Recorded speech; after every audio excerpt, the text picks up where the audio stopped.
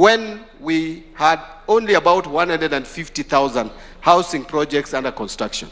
With the current number, we are estimating, and this in consultation with the housing department, we are estimating about 1.1 million jobs having been created in this sector from various value chain, through construction activities, through professional services, manufacturing, logistics, and supporting industries.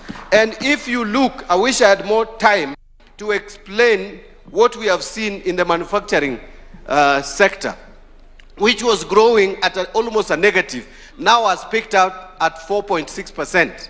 And the same with the housing sector, construction sector.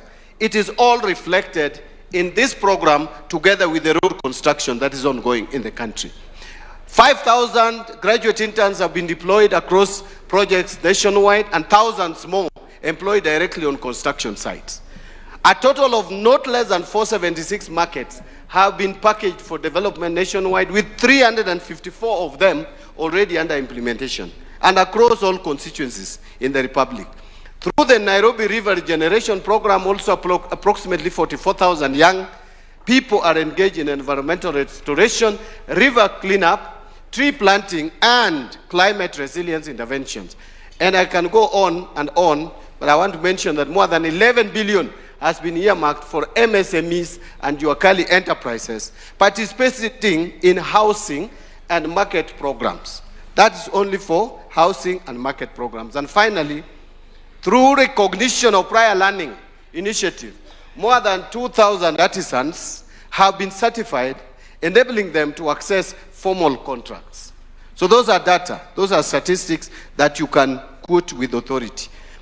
On micro, small, and medium enterprises, very quickly, I want to mention that again, we are aware that MSMEs is the backbone of our economy. It accounts for 98% of businesses, providing approximately 15 million jobs to our people and contributing not less than 40% to our GDP.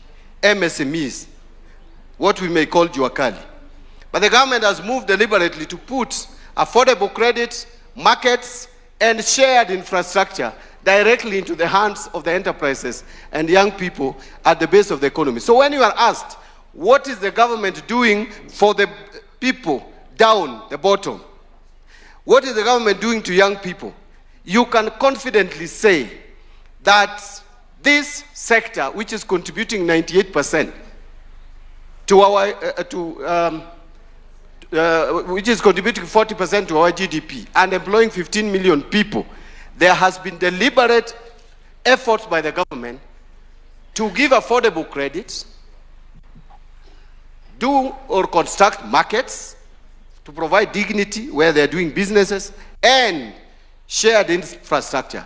So this is what has been done. Since 2022, through Hustler Fund, the government has disbursed 87 billion to 28 million accounts and assigned a formal credit history to 4.5 million people. In fact, those who were previously unscored, now heading to about 7 million, have been removed from being blacklisted to now they are Kenyans who can again engage in borrowing like any other Kenyan.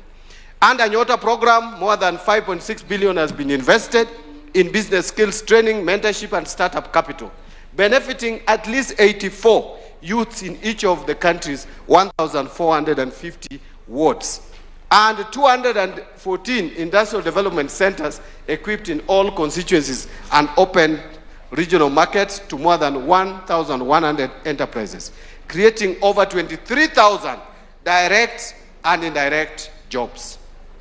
Let's move to the next. So that is under MSMEs. The next one is the digital superhighway and creative economy. This is harnessing digital opportunities. Let's just move to the next. So in support of the creative economy, the government has established 3 film hubs in Dedan Kimathi University in Nyeri. There's another one in Bomet and a third one in Migori counties, and fully equipped them with film production equipment. Additionally, a cinema theater has been established at Dedan Kimathi University of Technology with a capacity of 150 audiences.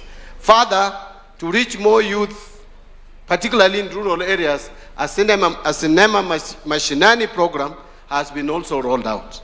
And the government has also facilitated the production of 1,745 local and foreign films in Kenya and trained 1,847 filmmakers. I know there is a lot of literature on how we expanded the network through the Brethren, but I just picked those particular ones for this discussion because of the time constraint.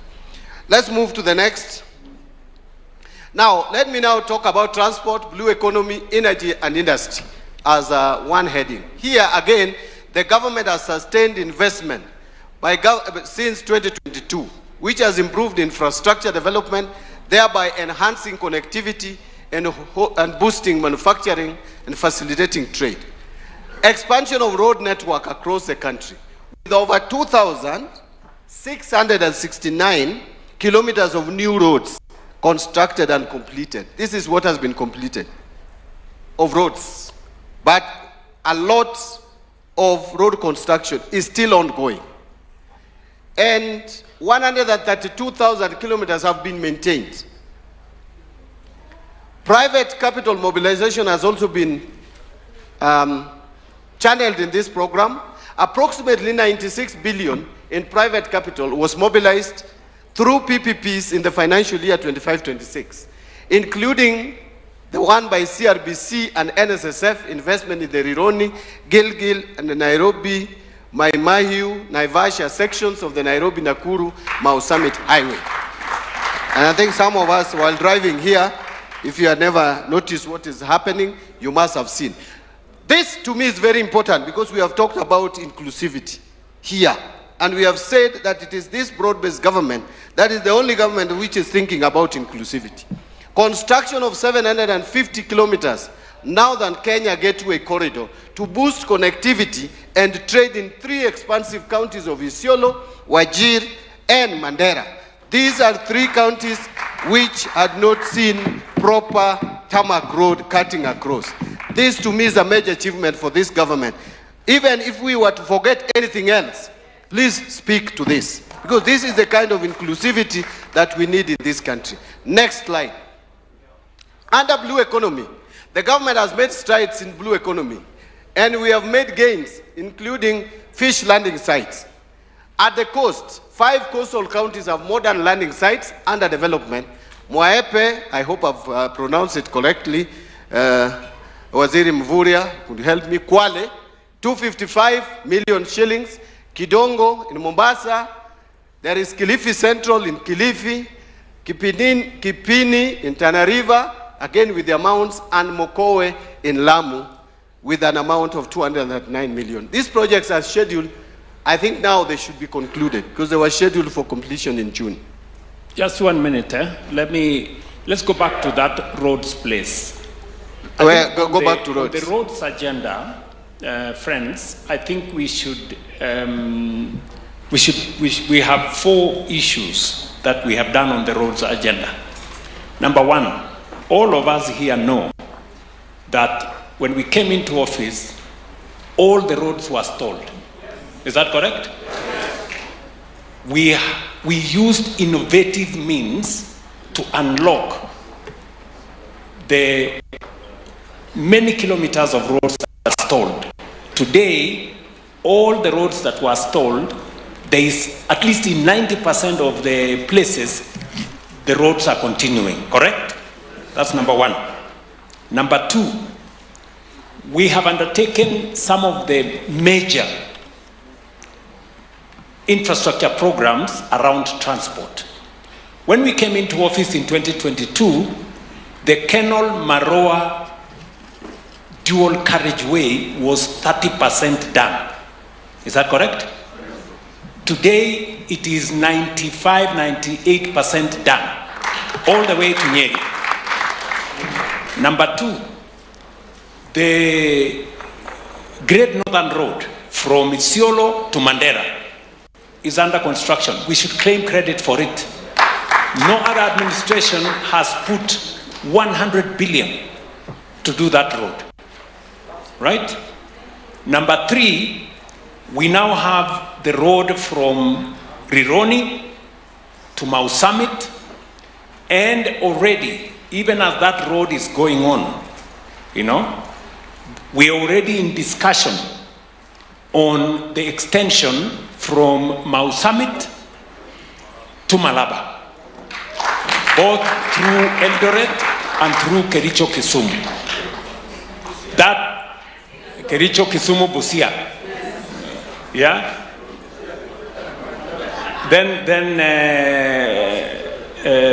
So that road is on course. This one is under construction.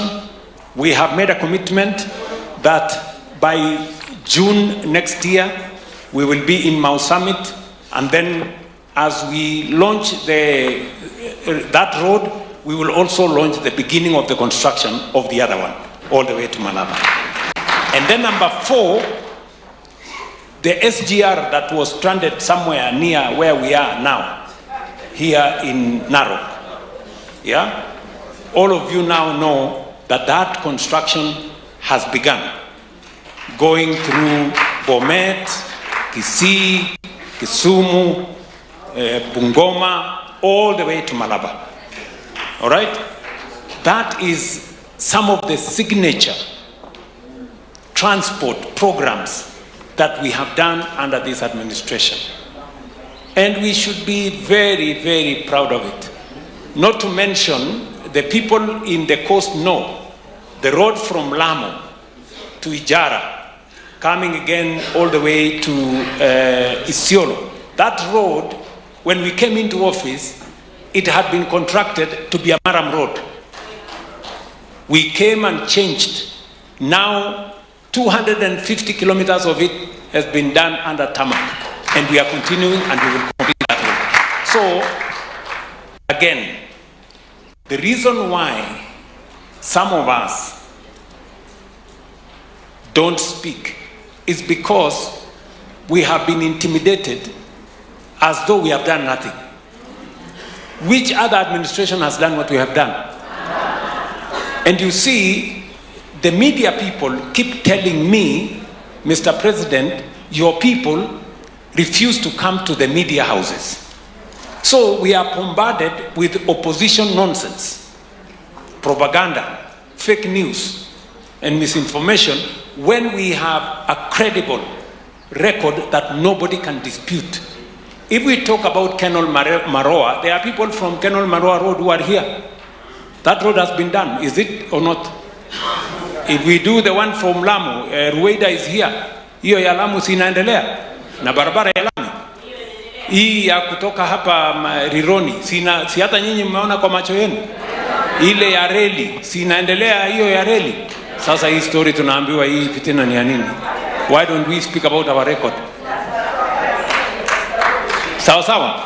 So tutaongea hiyo maneno mengine baadaye. Tuendelee. Thank you, Your Excellency. Could have made it better. Now, on blue economy, I think I've spoken about the coastal counties. This broad-based government or administration has also pursued a deliberate strategy to revive inland water transport on Lake Victoria, repositioning the lake as a driver of regional trade, fisheries, tourism, and economic inclusion.